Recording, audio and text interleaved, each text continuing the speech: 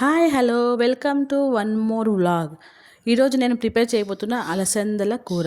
దానికి కావాల్సిన ఇంగ్రీడియంట్ కొబ్బరి, ఆనియన్, వెల్లుల్లి, జీలకర్ర, లవంగాలు, వేయించుకున్న పల్లీలు. వీటన్నిటిని తీసుకొని మిక్సీ జార్లోకి ట్రాన్స్ఫర్ చేసుకోవాలి. అలా వీటన్నిటిని ట్రాన్స్ఫర్ చేసుకున్నాక వాటన్నిటిని కలిపి గ్రైండ్ చేసుకోవాలి.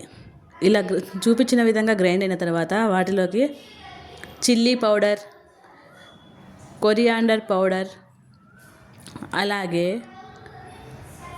చిటికెడు పసుపు వేసాక కొద్దిగా వాటర్ వేసుకొని గ్రైండ్ చేసుకోవాలి.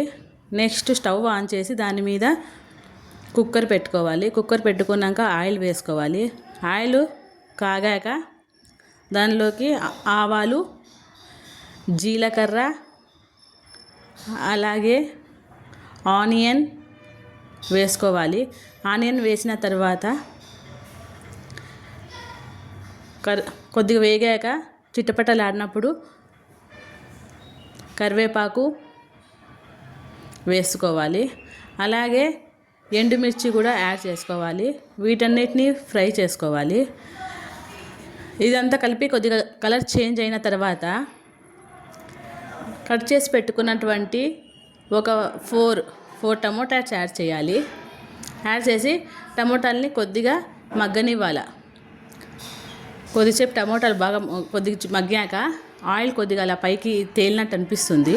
అప్పుడు మనము ముందుగానే ప్రిపేర్ చేసుకున్నటువంటి మసాలాను యాడ్ చేయాలి.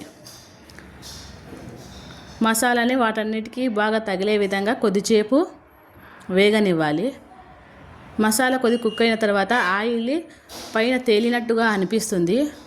అప్పుడు కొద్దిగా వాటర్ వేసుకొని తర్వాత మనము ముందుగానే వాష్ చేసి పెట్టుకున్నటువంటి అలసందలు వేసుకోవాలి. నేను అలసందలతో పాటు ఒక ఆలు కూడా కట్ చేసి వేస్తున్నాను. ఆలు యాడ్ చేస్తే టేస్ట్ ఇంకా బాగుంటుంది, అందుకని ఆలు యాడ్ చేశాను. వాటన్నిటినీ బాగా కలుపుకోవాలి. కొద్దిసేపు అలా మగ్గనివ్వాలి. వాటర్ సరిపోకపోతే ఇంకా కొద్దిగా వాటర్ యాడ్ చేసుకోవాలి. యాడ్ చేసుకున్న తర్వాత టేస్ట్కు సరిపడా సాల్ట్ యాడ్ చేయాలి.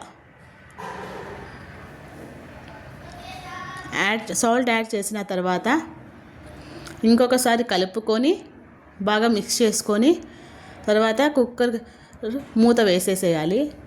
మూత వేసిన తర్వాత 3 విజిల్ వచ్చే వరకు వేయి చేయాలి.